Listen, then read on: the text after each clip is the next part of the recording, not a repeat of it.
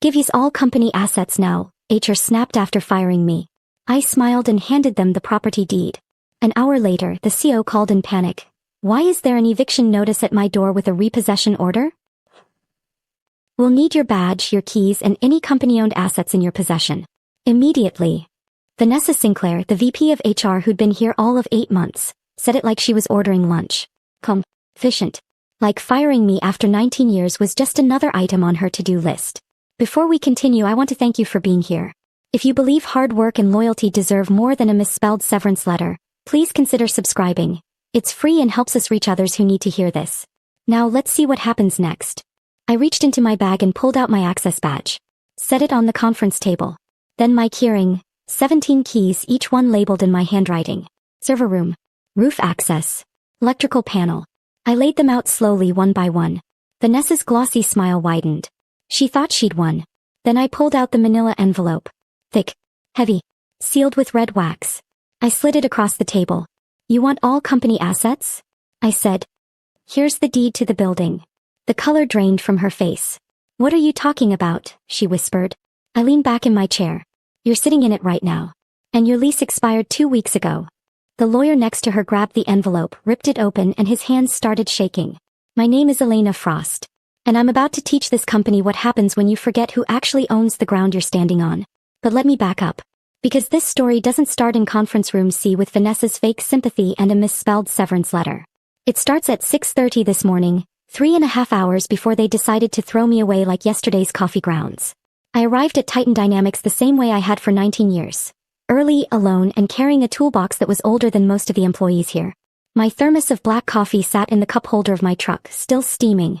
The parking lot was empty except for the CEO's Tesla, which was always here. Greg Callahan liked people to think he worked harder than everyone else. Maybe he did. Or maybe he just slept in his office to avoid going home to his third wife. I unlocked the side entrance with the brass key I'd had since 2004. The building was quiet. Peaceful even. I liked it this way. Before the noise. Before the egos. Before people started filling the space with their complaints and their lattes and their endless meetings about meetings. I went straight to the basement. There was a leak near the old boiler. I'd noticed it on Friday, a slow drip that pooled near the southeast corner. Small now, but it wouldn't stay that way. Leaks never did. Ignore them long enough and they'd take down a whole ceiling. I'd seen it happen in other buildings. It wouldn't happen here. Not on my watch. I set my toolbox down, crouched beside the pipe, and got to work. The wrench was cold in my hand. The basement smelled like damp concrete and rust. My knees ached, they always did these days, but I didn't mind. This was honest work. Work that mattered. Work that kept this place standing. At 6:47 a.m. I heard footsteps above me. Someone had arrived early. Probably one of the sales guys trying to impress Greg. I tightened the valve, wiped my hands on my jeans, and stood up. My phone buzzed in my back pocket. A calendar invite. Quick sync, conference room C, 10 a.m. Sent by Vanessa Sinclair. No subject line. No explanation. Just those 5 words. My stomach tightened. I stared at the screen for a long moment, reading it over and over like the words might change if I looked hard enough. Quick sync. I'd been in this business long enough to know what that meant. Quick sync was corporate speak for your time here is over. I'd seen it before. Hell, I'd been there for it. I'd held Harold's hand in the parking lot 2 years ago when they let him go. Harold, the senior accountant who'd been here since the beginning. He'd cried. Told me he didn't know how he'd tell his wife. Told me he thought he was safe. No one is ever safe. But I told myself I was different. I wasn't just another employee. I wasn't just a line item on a budget. I was Elena Frost, Director of Corporate Infrastructure and Asset Management. I was the woman who kept the lights on, the servers running, the toilets flushing. I was the one who showed up at 6:30 a.m. every single day with a toolbox and a plan. I was the one who saved this company. In 2004, Titan Dynamics was 6 people crammed into a converted warehouse with exposed brick, leaking pipes, and a ceiling that dripped every time it rained. Greg Callahan was a kid with a dream and no money. No credit. No collateral. No landlord would touch him. He came to me, his only employee with a steady paycheck and a credit score above 600, and begged me to help. So I didn't co-sign a lease. I bought the building. Outright. With the life insurance payout from my late husband, David. $50,000. Everything we'd saved. Everything he'd left me. I used it to secure the property, then leased it back to Titan at cost. No profit. No markup. Just enough to cover property taxes and maintenance. Greg said it was temporary. Just until we get on our feet, he'd said. That was 19 years ago. And in all that time no one ever asked me to transfer the deed. No one ever checked who actually owned the building. They just assumed. Assumed it was the company's. Assumed it was Greg's.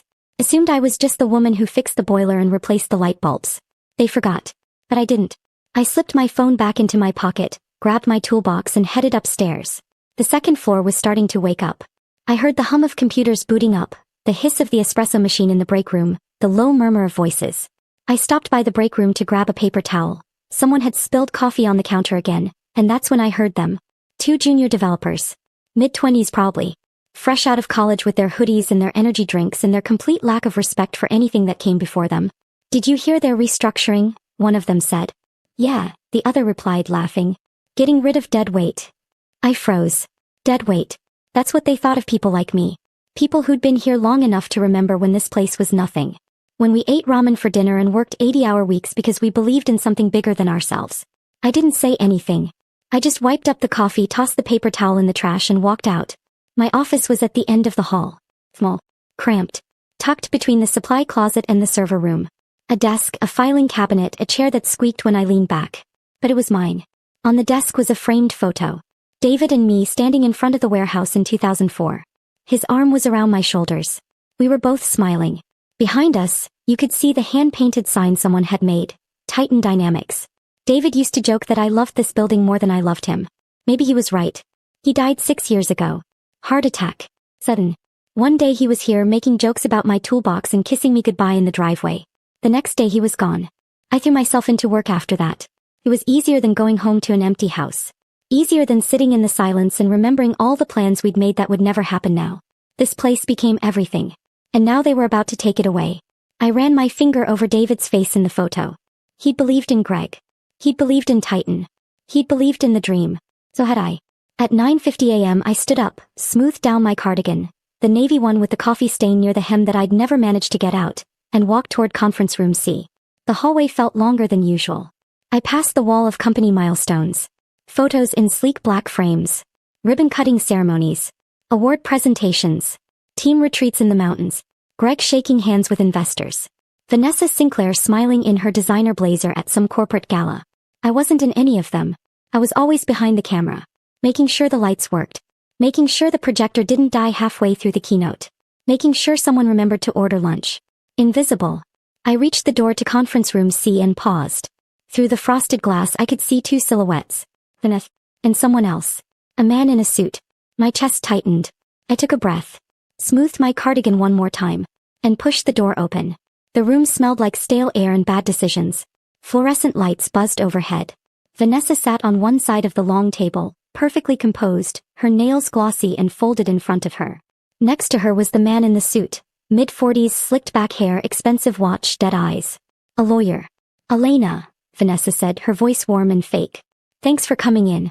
Please have a seat. I didn't move. She gestured to the chair. Really? Sit. I stayed standing. Her smile twitched. Elena, we wanted to have a conversation with you about some strategic adjustments we're making. Strategic adjustments. Corporate speak for you're done here. You're firing me, I said. She hesitated. Just for a second. Then she pushed a folder across the table. We prefer to call it a mutual separation. We're offering 3 months severance benefits through October and a non-disclosure agreement. We think it's fair. I pulled the folder toward me and opened it. The first page was a severance agreement. Standard. Pulled. The second page was a letter. Dear Miss Frost. I stopped reading. Frost. 19 years. And they couldn't even spell my name right. I closed the folder. That's when the lawyer spoke. We'll need your badge, your keys, and any company-owned assets in your possession. Immediately. And that's when I knew. They had no idea what they'd just done. I reached into my bag. Slowly. Deliberately. And I handed them everything they asked for. Including the one thing they never knew I had. The lawyer stared at the deed like it might bite him. His hands trembled slightly as he flipped through the pages. County seal. Notary stamp. My signature at the bottom, dated and recorded. All of it official. All of it legal. All of it mine. Vanessa leaned over his shoulder, her glossy nails tapping against the table. This can't be right, she muttered. There has to be some mistake. There's no mistake, I said. The lawyer looked up at me, his face pale. You're saying you own this property? I'm saying exactly that. He cleared his throat, straightened his tie, tried to regain composure. Miss Frost, even if this document is legitimate, You can't simply evict a sitting tenant without proper notice and legal process. I leaned forward. Oh, I gave notice, I said. 3 times actually. June 10th, June 25th, July 10th. All sent via email to Greg Callahan, to your finance department, and to facilities. Subject line: lease renewal required. Action needed by July 15th. I have read receipts for all 3. Vanessa's face went from pale to flushed. That's impossible. We would have. Would have what? I interrupted. Would have responded. Would have taken it seriously. You didn't. You ignored them. And now your lease is expired. As of August 15th, you've been operating without a valid agreement. The lawyer flipped through the deed again, scanning the fine print. I could see the moment it clicked. His jaw tightened. His eyes narrowed. Section 9B, he said quietly. That's right, I replied. Renewal of lease term requires written notice from the lessee no later than 30 days prior to expiration. You missed it. Which means I have the legal right to terminate tenancy and reclaim my property. Vanessa's hands were shaking now. She pulled out her phone, scrolling frantically. I never saw any emails about a lease renewal. That's because you weren't on the original distribution list, I said. You've only been here 8 months. Greg was. Finance was. Facilities was. They all saw it. They just didn't care. She looked at the lawyer. He looked at the deed. Neither of them looked at me. I stood up. There's one more thing, I said. They both looked up. Suite 328. The back office. You've been subletting it to a cryptocurrency consultant named Blake Hartman for the past 18 months. Did Greg mention that to you? The lawyer's face went white.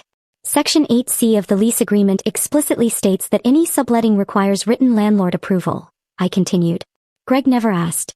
I never approved. That's a material breach of contract.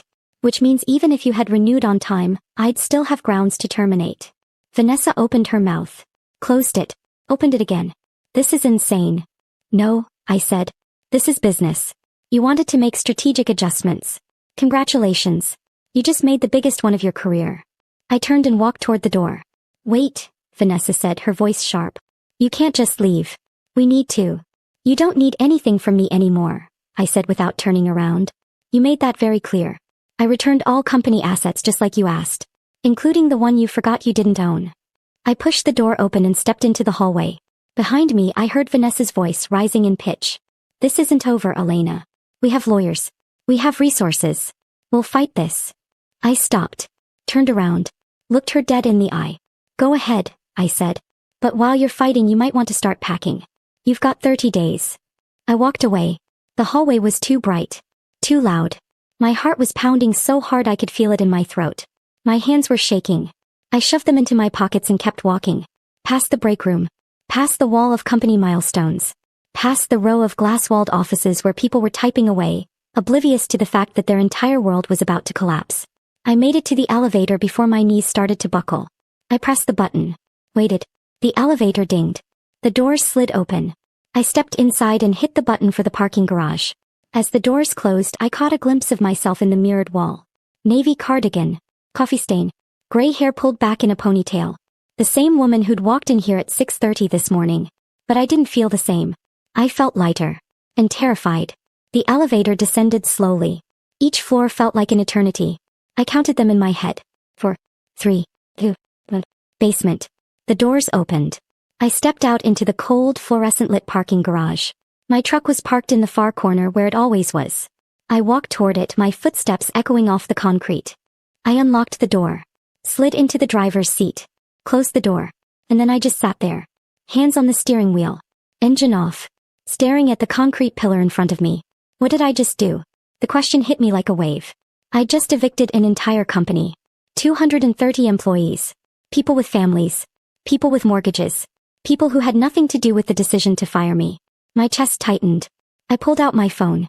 My hands were still shaking. I had 3 missed calls. 2 from unknown numbers. 1 from Greg Callahan. I didn't listen to the voicemails. Instead, I opened my email and scrolled to the folder labeled Lease, Titan Dynamics. There they were. All 3 notices I'd sent. June 10th, June 25th, July 10th. All marked as read. All ignored.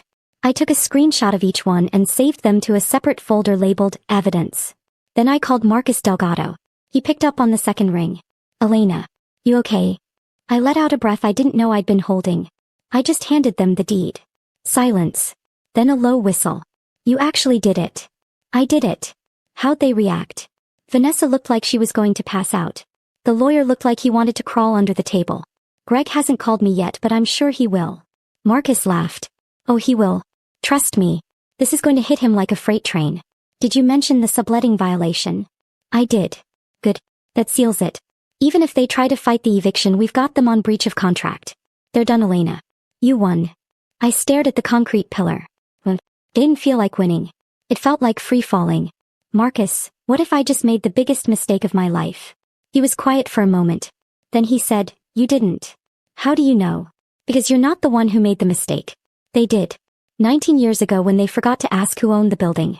2 months ago when they ignored your lease renewal notices. This morning when they fired you and demanded you hand over company assets. They made the mistake, Elena. You're just making them pay for it. I closed my eyes.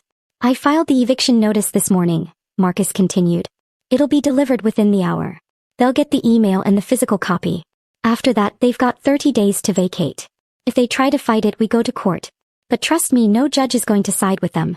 Not with the paper trail we've got. Okay, I said quietly. You did the right thing. Yeah. I mean it, Elena.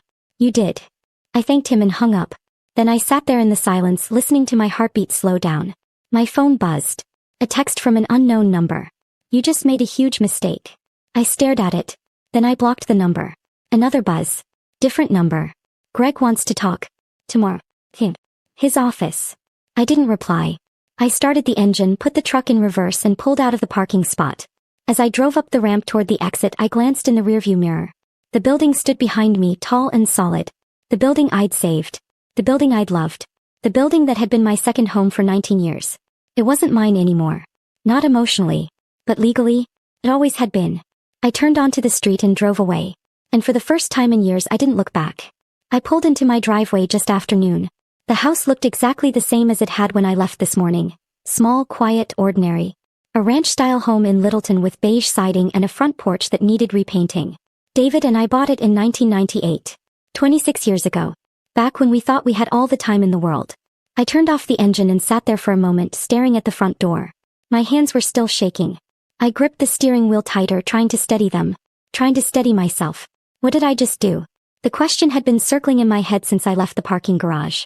It followed me through every red light, every turn, every mile between downtown Denver and home. I just evicted an entire company. 230 employees. People with families. Mortgages. Kids in college. People who had nothing to do with the decision to fire me. My chest tightened. I grabbed my bag, got out of the truck and walked to the front door. My keys jingled in my hand. I unlocked the door and stepped inside. The house was too quiet. It always was. I set my bag down on the kitchen table and looked around. Same furniture. Same curtains. Same framed photos on the mantel. David and me on our wedding day. David and me at the Grand Canyon. David and me standing in front of the warehouse in 2004, arms around each other, smiling like we'd just won the lottery. I walked over to the mantel and picked up the photo. He looked so young. We both did. I ran my thumb over his face the way I always did when I needed to feel close to him. I don't know if I did the right thing, I whispered. He didn't answer. He never did. I set the photo back down and walked to the kitchen. Poured myself a glass of water. My phone sat on the counter, screen dark. I'd silenced it on the drive home. I didn't want to see the messages. Didn't want to hear the calls. But I picked it up anyway. 3 missed calls. All from unknown numbers. 2 texts. I opened the first one. You just made a huge mistake. My stomach dropped. I stared at the message. No name. No context. Just those 6 words. I blocked the number. Then I opened the second text. Different number. Greg wants to talk. Tomorrow. His office. I set the phone down and walked away. My hands were shaking again. I sat at the kitchen table and stared at the stack of paperwork I'd left there this morning. Lease agreements. Email records. County filings. Everything I'd prepared over the past 2 weeks. I'd been planning this. Not consciously. Not deliberately. But somewhere in the back of my mind I knew this day was coming. Ever since Vanessa Sinclair walked through the doors of Titan Dynamics 8 months ago with her designer blazer and her corporate jargon, I knew. She'd made comments. Little ones. Casual ones. We need to modernize our operations. We need to eliminate redundancies. We need to bring in fresh perspectives. I knew what that meant. I was the redundancy. I was the one who needed to be eliminated. So I'd started pulling files. Printing records. Organizing documents. Just in case. And today I'd use them. My phone buzzed. I flinched. I picked it up. A text from Marcus. Filed and stamped. Eviction notice is live. You're a savage, Elena. I stared at the message. Savage. Was that what I was? I set the phone down and walked to the bedroom. The house felt too big. Too empty. The silence pressed in on me from all sides. I opened the closet and pulled out an old shoebox from the top shelf. It was dusty. I hadn't touched it in years. I sat on the edge of the bed and opened it. Inside were letters. Handwritten notes from Greg. From the early days. Back when Titan Dynamics was 6 people and a dream. I pulled out the first one. Elena, you saved us. I'll never forget this. Greg. I read it slowly. Then I pulled out the next one. We couldn't have done this without you. You're the heart of this company. G. And the next. Your family, Elena. Always. Greg. Family. I read that word over and over. Family doesn't get fired via HR intermediary. Family doesn't get handed a misspelled severance letter. Family doesn't get escorted out like a security risk. I stuffed the letters back into the box and shoved it under the bed. I didn't want to see them anymore. I didn't want to remember the version of Greg who wrote those words. The version who sat on the floor with us eating pizza at midnight, dreaming about what we could build together. That version was gone. Or maybe he'd never really existed. I walked back to the kitchen. My phone was ringing. Unknown number. I let it go to voicemail. It rang again. Same number. I answered. Elena Frost speaking. Silence. Them breathing. Heavy. Deliberate. Hello. I said. Nothing. Then a click. They hung up. My hands started shaking again. I set the phone down and stepped back, staring at it like it might explode. Who was that? Another call came through. Different number. I didn't answer. Then a text. This isn't over. I blocked the number. Another text. Another number. You're going to regret this. Block. Another. 230 people are going to lose their jobs because of you. I turned off my phone. My chest felt tight. My breathing was shallow. I sat down at the kitchen table and put my head in my hands. What if they were right? What if I just destroyed 230 lives because I was angry? Because I was hurt? Because I wanted revenge? I thought about Harold, the accountant they'd fired 2 years ago. I thought about how he cried in the parking lot. How he told me he didn't know how he'd tell his wife. What if there were 230 Harolds now? What if this wasn't justice? What if this was just cruelty? I sat there for a long time staring at the table trying to breathe. Then I stood up. Walked to the bedroom. Pulled the shoebox out from under the bed. And I threw it in the trash. I didn't need Greg's empty words anymore. I didn't need his promises. I didn't need his version of family. I needed to remember who I was before Titan Dynamics. Before the 19 years of invisible work. Before I became the woman who fixed everything and expected nothing in return. I needed to remember that I mattered. Even if no one else thought so. I walked back to the kitchen, turned on my phone and opened my email. There they were. The 3 lease renewal notices I'd sent. June 10th. June 25th. July 10th. All marked as read. All ignored. I took screenshots. Saved them to a folder labeled Evidence. Then I opened a new email. To Greg Callahan. Subject. Final notice. Body. Your lease expired on August 15th. You have 30 days to vacate the property. All further communication should be directed to my attorney, Marcus Delgado. I attached Marcus's contact information. And I hit send. Then I poured myself a glass of wine, walked to the back porch and sat down. The sun was starting to set. The sky was streaked with pink and orange. The air smelled like pine in late summer. I took a sip of wine. My hands had stopped shaking. For the first time all day I felt like I could breathe. I didn't know what tomorrow would bring. But tonight I was still standing. And that was enough. I woke up to the sound of my phone vibrating against the nightstand. At first I thought I was dreaming. But the buzzing didn't stop. It kept going, relentless, like a swarm of bees trapped in a jar. I reached over and grabbed the phone, squinting at the screen in the dark. 5:30 a.m. 12 text messages. 7 missed calls. 3 voicemails. All from numbers I didn't recognize. A few from Greg. 1 from Vanessa. I set the phone down and stared at the ceiling. I turned it back on last night. Sometime after the wine. Sometime after I threw Greg's letters in the trash. I couldn't remember exactly when. I just remembered needing to know. Needing to see what would happen next. Now I knew. Panic. I sat up, swung my legs over the side of the bed and stood. My body ached. My head felt heavy. But my hands were steadier than they'd been yesterday. I walked to the bathroom, splashed cold water on my face and looked at myself in the mirror. Same face. Same gray hair. Same tired eyes. But something was different. I felt resolved. I got dressed, jeans, a plain gray sweater, my old sneakers, and walked to the kitchen. Made coffee. The smell filled the house, warm and familiar. I sat at the table and picked up my phone. I didn't listen to the voicemails. Didn't read the texts. I just scrolled through the list of missed calls, watching the timestamps roll by. 8:47 p.m., 9:15 p.m., 10:03 p.m., 11:34 p.m., 2:18 a.m. They'd been calling all night. Good. I took a sip of coffee and called Marcus. He picked up on the first ring. Elena. You okay? They're panicking, I said. He laughed. A deep rumbling sound. Yeah, I'd say so. Greg's lawyer called me last night. Around 10:30. Threatened to sue. Claimed you were acting in bad faith. Claimed the eviction was retaliatory. And I told him to read the lease agreement and call me back when he found a legal leg to stand on. Did he call back? Nope. I smiled. Elena, they don't have a case, Marcus continued. The lease expired. They missed the renewal deadline. You gave notice.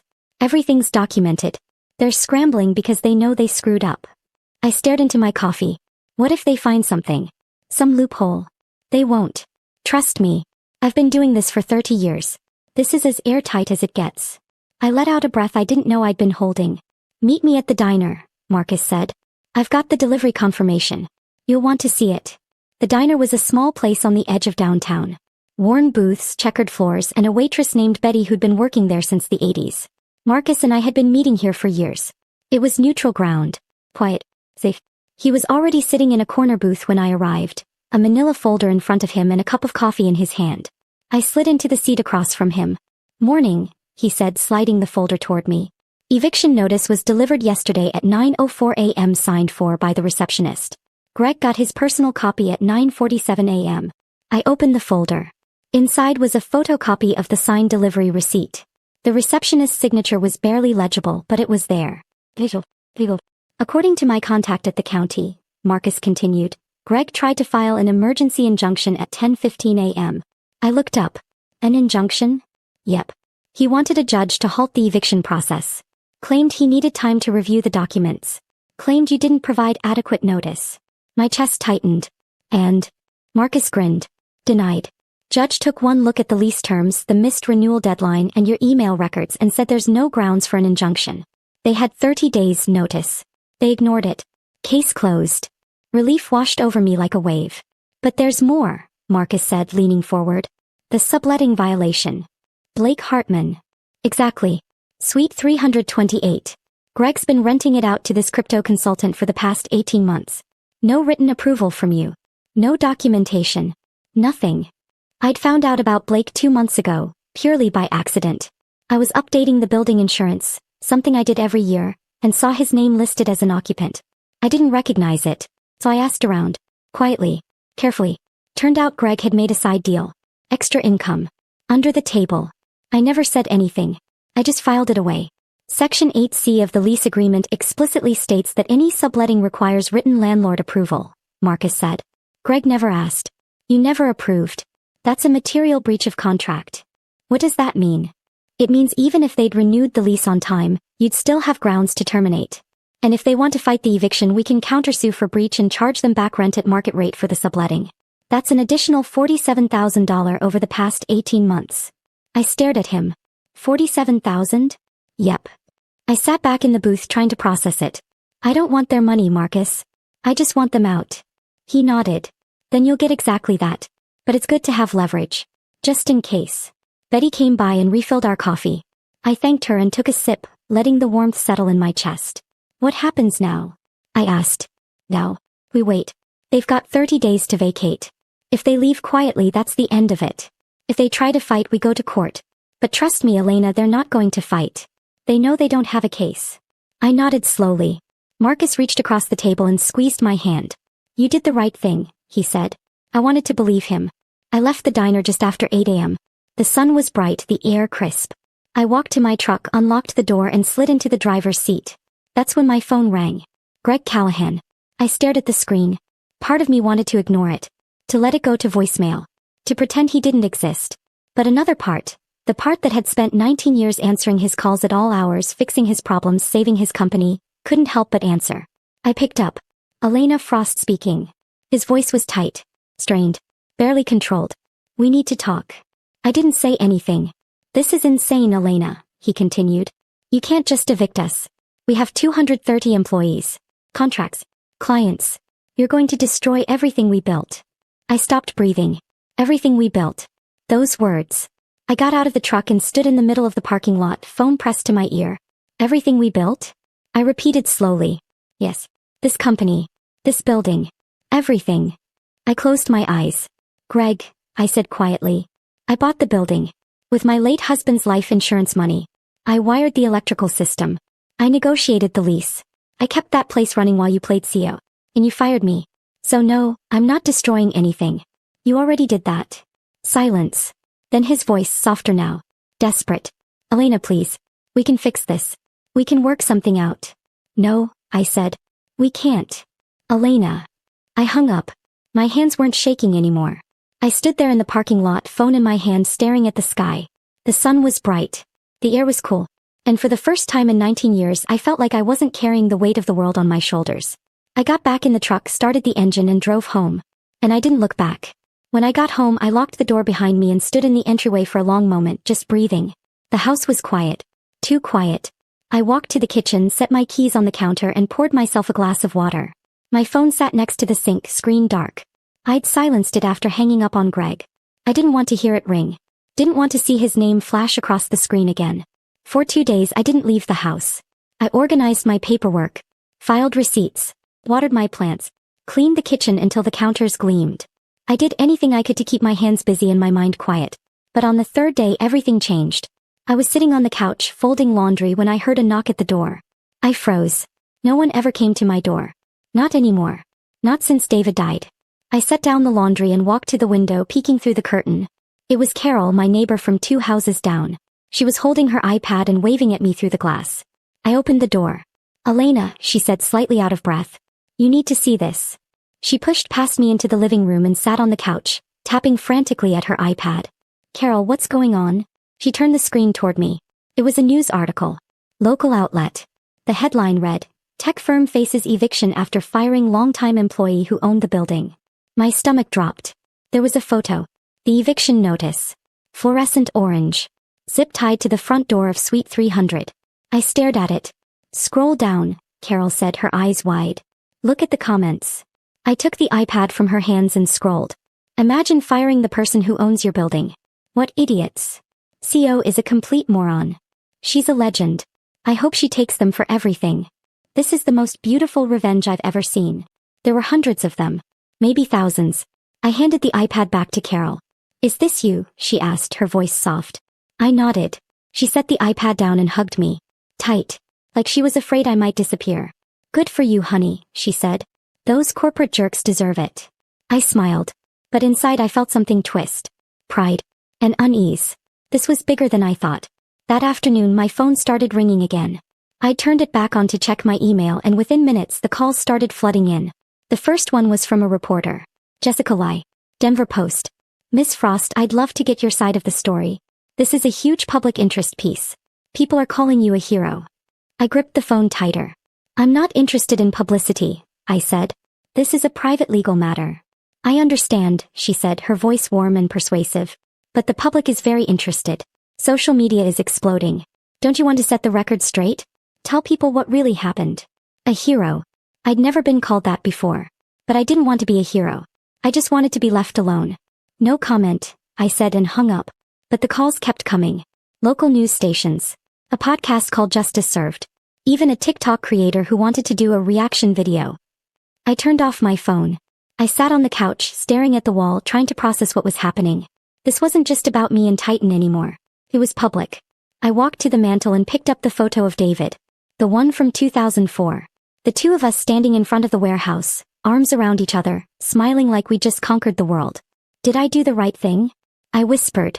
He didn't answer. He never did. I set the photo down and walked to the kitchen. Poured myself a glass of wine. It was only 3 p.m. but I didn't care. I sat at the table and stared out the window. What if this all backfired? What if Greg found a way to twist the narrative? What if people started blaming me instead of him? What if I became the villain? I took a sip of wine and closed my eyes. On the 4th day I heard another knock at the door. This time I looked through the peephole before opening it. It was Dan Mercer, the facilities manager from Titan. Mid-30s. Quiet. Always respectful. One of the few people who ever said thank you when I fixed something. I opened the door. "Hey Elena," he said, hands shoved in his pockets. "I hope this isn't weird. I just wanted to check in. Make sure you're okay." I stared at him for a moment, then stepped aside. "Come in." He followed me to the kitchen. I made coffee. We sat at the table, the same table where I'd thrown Greg's letters in the trash just days ago. "How bad is it over there?" I asked. Dan let out a long breath. "Chaos," he said. Vanessa locked herself in her office. Greg's been on the phone with lawyers nonstop. Half the staff doesn't even know what's going on. They just know there's an eviction notice on the door and the building's being taken away. I stirred my coffee, watching the spoon circle the mug. "I didn't want it to be like this, Dan," I said quietly. "I just wanted them to see me." He nodded. "They see you now." There was a long silence. Then he said, "For what it's worth, you deserved better." I looked up at him. His face was sincere. No pity. No judgment. Just honesty. "Thank you," I said. He took a sip of his coffee. "A lot of people are rooting for you. The ones who've been there long enough to remember what you did for that place. Harold called me yesterday. He saw the news. He said he wished he'd had the guts to do what you're doing." I smiled a little. "How's he doing?" "Better. He got a job at a smaller firm. Pays less, but he's happier." I nodded. We sat there for a while, not saying much. Just two people who'd survived the same machine. When Dan left, he paused at the door. "If you need anything," he said, "let me know." I thanked him and closed the door. That night, I sat at the kitchen table with a calendar in front of me. September 15th. 28 days away. In 28 days, Titan Dynamics would be gone. Ann Bloom Pulse, a wellness startup run by a woman named Iris Tran, would move in. Iris had called me the day before, breathless with excitement. "Thank you for this opportunity, Elena. We'll take great care of the space." I told her it had good bones. Because it did. I built those bones. But now, sitting here alone, I couldn't help but wonder. Did I just destroy 19 years of work out of spite? Or did I finally stand up for myself? I didn't know. But I did know one thing. I wasn't backing down. I stood up, walked to the trash can, and looked down at the shoebox I'd thrown away days ago. Greg's letters. His promises. His lies. I tied up the trash bag and carried it outside to the curb. When I came back inside, the house felt lighter. I poured myself another glass of wine, sat on the back porch, and watched the stars come out. The air was cool. The night was quiet. And for the first time in a long time, I felt like maybe, just maybe, I was going to be okay. The certified letter arrived on a Tuesday morning, 1 week before the eviction deadline. I was sitting on the back porch with my coffee when I heard the mail truck pull up. I walked to the mailbox, pulled out a stack of bills and catalogs, and saw it at the bottom. Thick. Visual. Return address. Brennan and Associates. Greg's legal team.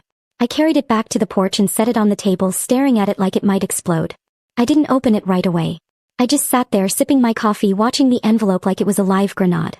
Finally, I tore it open. Inside was a single-page letter on law firm letterhead. Request for settlement meeting. They wanted to negotiate. I read it twice. Then I called Marcus. "They sent me a letter," I said. "They want to meet." He was quiet for a moment. Then he sighed. "Elena, they have no leverage. They're grasping at straws. Ignore it." "I can't." "Why not?" I didn't answer right away. I wasn't sure I could explain it. Because part of me, the part that had spent 19 years caring about that company, about those people, wanted to hear what they had to say. "I just need to hear it," I said finally. Marcus sighed again. "Fine. But we do it on our terms. Neutral location. My office. And I'm in the room with you." "Okay." "And Elena?" "Yeah. Don't let him guilt you into anything." The meeting was scheduled for Thursday afternoon at 2 p.m. I spent the morning pacing my living room, second-guessing myself. What if this was a mistake? What if Greg twisted my words? What if he recorded the conversation and used it against me? But I'd already agreed. And I wasn't backing out now. Marcus's office was on the 3rd floor of a gray building downtown. Clean. Professional. The kind of place that smelled like leather and old books. I arrived 10 minutes early. Marcus was waiting for me in the lobby. "You ready?" he asked. "No." He smiled. "Good. That means you're thinking clearly." We walked to the conference room. It was small. A long table. 6 chairs. A window overlooking the street. And Greg. He was already there. Sitting at the far end of the table. Alone. No Vanessa. No lawyer. No entourage. Just him. He looked terrible. Unshaven. Bags under his eyes. Suit wrinkled like he'd slept in it. His tie was loose, his collar unbuttoned. He looked like a man who hadn't slept in days. I sat down across from him. Marcus sat next to me, folder in hand, pen ready. Greg didn't look at me right away. He just stared at his hands folded on the table in front of him. The silence stretched. 1 minute. 2. Finally he looked up. I'm sorry, Elena. I blinked. I wasn't expecting that. He took a breath and then he started talking. And he didn't stop for 20 minutes. He told me about the pressure from investors. The board meetings where they pushed for young leadership and modern operations. He told me Vanessa had convinced him that restructuring was necessary. That my salary was too high for someone in operations. That they needed to trim the fat to stay competitive. He actually used those words. Trim the fat. My jaw tightened. I fought for you at first, he said, his voice strained. I told them you were essential. That you'd been here from the beginning. But then they showed me the numbers. And the numbers didn't add up. And he paused, rubbing his face. I thought you'd understand. I thought you'd be okay. You've always been okay. I leaned forward. I was okay because I made myself okay, Greg, I said slowly. Because I had no choice. Because no one else was going to take care of me. But you had a choice. And you chose wrong. He looked down at his hands again. I know, he said quietly. Another long silence. Then he straightened up, pulled a folder from his briefcase and slid it across the table. I want to make this right, he said. I opened the folder. Inside was a formal offer letter. Purchase agreement, 1140 Larimer Street. Offer price, $3.20 million. I stared at the number. $3.2 million. More money than I'd ever had. More than David's life insurance. More than my retirement savings. Enough to live comfortably for the rest of my life. We'll buy the building from you, Greg said. Market rate. Full price. Plus a public statement crediting you for Titan's success. An apology. And if you want it, a permanent consultant role. You can work remotely. Set your own hours. Name your price. I looked up at him. He was leaning forward now, his eyes desperate. Elena, please. This is everything I can offer. Marcus, sitting next to me, raised an eyebrow. He didn't say anything, but I could see the calculation in his eyes. It was a serious offer. I looked at Greg. Really looked at him. His eyes were red. His hands were shaking slightly. He looked like a man who'd lost everything and was trying to claw his way back. And for a moment, just a moment, I felt sorry for him. But then I remembered. Vanessa's smile. The misspelled name. The 19 years of being invisible. The way they looked at me like I was nothing. I closed the folder and pushed it back across the table. No. Greg's face went pale. Elena. No, I said again, my voice steady. We have 230 employees, he said, his voice rising. Families. Kids in college. Mortgages. If we lose this building, we lose everything. Clients will pull out. Investors will walk. The company will collapse. I stood up. Then you should have thought about that before you fired me. Elena, please. I turned toward the door, then stopped. I looked back at him. You want to know the worst part, Greg? I said quietly. I would have helped you. If you just asked. If you treated me like a person instead of a line item on a budget. But you didn't. So now you get to learn what it feels like to be expendable. I walked out. Marcus followed me into the hallway. You sure about this? He asked. I nodded. I've never been more sure of anything in my life. We stood in the hallway for a moment. The door to the conference room closed behind us. I could hear Greg inside talking on his phone.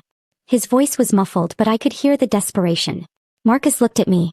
That was a lot of money, Elena. I know. You could have lived comfortably for the rest of your life. I know. He studied my face. Then he nodded. Good, he said. Because you're worth more than $3 million. You always were. I let out a breath I didn't know I'd been holding. We walked to the elevator. Rode down in silence. When we stepped out onto the street, the sun was bright. The air was cool. What now?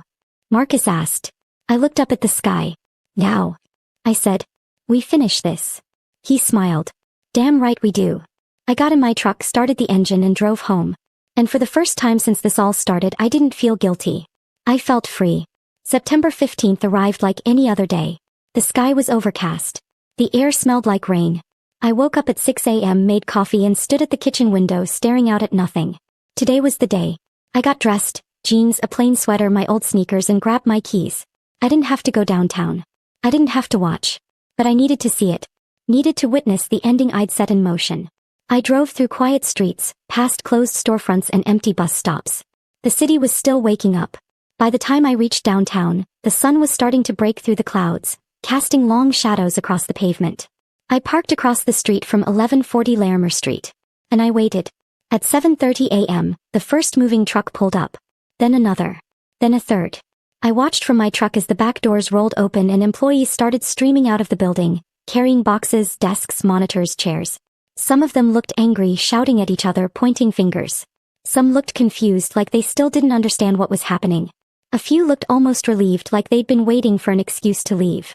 I recognized some of the faces. The junior developers who'd called people like me dead weight. The marketing team who'd never once said thank you. The sales guys who parked in the loading zone and left their trash in the break room. And then I saw Vanessa. She was standing on the sidewalk, phone pressed to her ear, sunglasses covering half her face even though it was overcast. She was barking orders at someone, probably a moving company, probably her lawyer. Her blazer was perfectly pressed. Her nails were still glossy. She looked like she was directing a corporate evacuation with all the authority of someone who'd never once had to carry her own boxes. And then I saw Greg.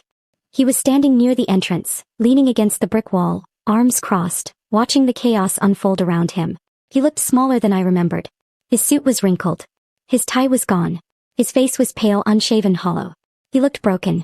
I stared at him through the windshield, my hands gripping the steering wheel. And I didn't feel victorious. I felt sad. Not for him. Not exactly. But for what could have been. For the version of Titan that valued people like me. The version that kept its promises. The version that remembered where it came from. That version never really existed. Maybe it never could have. At 9 a.m., a new set of vehicles pulled up. Smaller. Sleeker. Electric. The doors opened and out stepped a group of young people dressed in athleisure and carrying yoga mats, potted plants, and boxes labeled Bloom Pulse in neat handwriting. Iris Tran stepped out of the lead car, wearing leggings and a green hoodie, her hair pulled back in a ponytail. She looked around, eyes bright, smiling like she'd just walked into a dream. She saw me sitting in my truck and waved. I waved back. She walked over, crossing the street with a bounce in her step. I rolled down the window. "Elena," she said, breathless. "This is so exciting. We're already planning the layout. Meditation corner in the lobby, Himalayan salt lamps in the break room, soft green paint on the walls. It's going to be beautiful." I nodded. "I'm sure it will be." She paused, her smile softening. "I read about what happened with the previous tenants. I'm sorry you had to go through that." I shrugged. "I'm not sorry. Not anymore." He studied my face for a moment, then smiled again. "Good. You deserve better." I watched her walk back across the street, rejoining her team as they started unloading boxes and laughing, talking about paint colors and furniture placement. And for the first time in weeks I felt something close to peace. At 11 a.m. my phone buzzed. A text from Dan. "It's done. Building's clear. Greg left 20 minutes ago. Didn't say a word to anyone." I stared at the message. It's over. Titan Dynamics was gone. I should have felt relieved. Victorious. Free. Instead I just felt hollow. I started the engine and drove away. I didn't go home right away. Instead I drove to a small park on the edge of downtown. It was quiet. Empty. Just a few benches overlooking the city skyline. I sat down and stared at the buildings in the distance, the glass towers reflecting the gray sky. My phone rang. I looked at the screen. Diane. My sister. I almost didn't answer. But then I did. "Elena," she said. "I just saw the news. Are you okay?" I let out a long breath. "I don't know. Tell me what happened." So I did. I told her about the firing, the eviction, the settlement offer Greg had made, the $3 million I turned down. She was quiet for a long time. Then she said, "I'm proud of you." I blinked. Felt tears sting the corners of my eyes. Yeah. You stood up for yourself. That takes guts." I wiped at my eyes. "It doesn't feel like guts. It feels like I just burned down everything I built." "No," she said firmly. "You didn't build that company, Elena. You built the foundation. There's a difference. And they forgot that. So you reminded them." We talked for an hour. About David. About the early days of Titan. About the years I'd spent being invisible.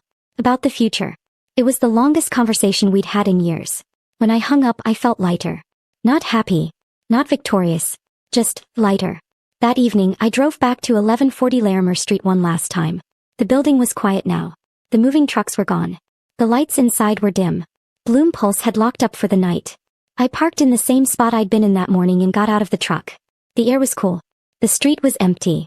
I walked across the pavement, past the entrance, past the loading dock, and stopped at the parking spot near the back. The spot where Greg used to park his Tesla. Reserved. Untouchable. Now it was just an empty space. I stood there for a moment, staring at the faded lines on the asphalt. Then I reached into my pocket and pulled out the original building key. Brass. Worn. Heavy with memory. The one I'd had since 2004. The one David and I used to unlock the door for the first time, back when this place was nothing but exposed brick, cracked floors, and a leaking ceiling. I didn't need it anymore. Iris had changed the locks. But I couldn't let it go. I ran my thumb over the worn edges, remembering the day David and I walked through these doors for the first time. The way he'd looked at me and said, "This is it, Elena. This is where it all starts." He'd believed in this place. So had I. I slipped the key back into my pocket. I wasn't letting go of the past. I was just choosing not to be defined by it anymore. I walked back to my truck, got in, and started the engine. As I drove away, I looked in the rearview mirror one last time. The building stood tall and solid, just like it always had. But it wasn't mine anymore. Not emotionally. Never really was. I turned the corner and drove home. And I didn't look back. 3 months passed like water through a sieve. Slow at first, then all at once. I fell into a routine. Morning coffee on the back porch. Afternoon walks through the neighborhood. Evenings spent reading or watching old movies. The kind of quiet life I hadn't allowed myself in decades. I stopped checking the news. Stopped looking at my phone every 5 minutes. Stopped waiting for the other shoe to drop. And then, on a Tuesday afternoon in early December, I got an email from Marcus. Subject line, "Thought you'd want to see this." I opened it. Attached was a link to a news article. Titan Dynamics files for bankruptcy following eviction and loss of major clients. I clicked the link and read slowly. The company couldn't recover. After losing the building, 2 major clients pulled their contracts. Investors walked. Employees scattered to competitors. Greg Callahan stepped down as CEO. Vanessa Sinclair left to take a job at some tech firm in California. The company that once seemed unstoppable was gone. I closed the laptop and sat back on the couch. I didn't feel happy. I didn't feel sad. I just felt resolved. They made their choices. I made mine. And now we were all living with the consequences. My phone rang. Iris Tran. "Elena," she said, her voice bright and energetic. "I wanted to thank you again. Business is booming. We just signed 3 new corporate wellness contracts, and we're expanding into Suite 328 next month." I smiled. "That's great, Iris. I'm happy for you. We couldn't have done it without you. Seriously, this space has been incredible. The energy here is just, it's perfect. I'm glad it's working out." "How are you doing?" she asked, her tone softening. "I know the past few months have been a lot." I looked out the window. The sun was setting, painting the sky pink and orange. "I'm doing okay," I said. "Better than okay, actually." "Good. You deserve it." We talked for a few more minutes, then hung up. I set the phone down and sat in the quiet. For the first time in a long time, I felt like I could breathe. A week later, I started volunteering at a local community center. It was a small place on the east side of Littleton, run by a woman named Patricia who'd been there for 30 years. They offered classes for seniors. Computer skills, cooking, basic home repairs. I signed up to teach the home repair class. It was small work. Fixing leaky faucets. Replacing light fixtures. Unclogging drains. Patching drywall. But it felt meaningful. The students were mostly women in their 60s and 70s, widows like me who'd spent their lives relying on husbands or handymen and now wanted to learn how to take care of things themselves. One of them, a woman named Margaret, asked me during our 3rd class, "How do you know so much about all this?" I set down my wrench and wiped my hands on a towel. "I worked in facilities management for 19 years, I said. "I took care of a building downtown." "Just one building?" "Just one. But it was a big one." She smiled. "You must have loved it." I paused. "I did. For a long time." "What happened?" I told her. About Titan. About the 19 years. About the firing. About the eviction. She listened quietly, her hands folded in her lap, her eyes never leaving mine. When I finished, she said, "You did the right thing." I shrugged. "I did what I had to do." She shook her head. "No. You did what most people are too afraid to do. You chose yourself." Her words hit me harder than I expected. I'd spent my whole life choosing other people. Choosing the company. Choosing to be invisible. Choosing to stay quiet. For once I chose me. And maybe that was enough. On a cold December morning, I walked out to the mailbox and found a handwritten letter. No return address. Just my name and address in neat, looping handwriting. I carried it back inside, set it on the kitchen table, and stared at it for a long moment before opening it. Inside was a single sheet of paper, folded carefully. I unfolded it and started reading. "Elena, I know I don't deserve your forgiveness. But I want you to know that I've thought about what you said every day since the eviction. You were right. I took you for granted. I treated you like you didn't matter. And I'm sorry. I've started working with a small startup now. Nothing fancy. Just a handful of people trying to build something real. I'm trying to do things differently. Trying to value people. Trying to remember where I came from. I'll never forget what you taught me, the hard way. I hope you're doing well. You deserve every good thing. Greg. I read it twice. Then I folded it, walked to the bedroom and put it in the drawer of my nightstand. I didn't need his apology. But I was glad he finally understood. On New Year's Eve I stood on my back porch with a glass of champagne, watching fireworks bloom over the Denver skyline. The air was cold and sharp. The sky was clear. The fireworks exploded in bursts of red, blue, gold, lighting up the night like falling stars. My phone buzzed in my pocket. I pulled it out. A text from Dan. Happy New Year, Elena. Thanks for everything. I smiled and typed back. Happy New Year, Dan. Take care. I slipped the phone back into my pocket and took a sip of champagne. I thought about the past year. The betrayal. The eviction. The hollow victory. The unexpected peace. Thought about David. About how he used to tell me I was stronger than I believed. That I could do anything I set my mind to. Maybe he was right. I raised my glass to the sky. Not to what was.